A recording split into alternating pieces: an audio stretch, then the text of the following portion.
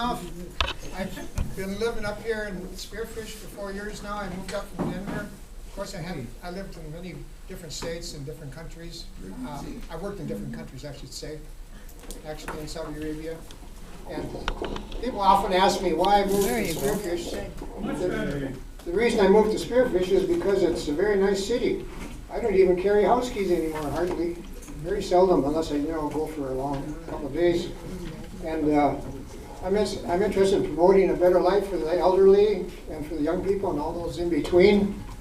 That, especially like the young people, they need college education to make a living. I think they should try it, to get involved with higher education, because after they get a little older and into married life, they're going to find everything is very high priced, like housing and food, for instance.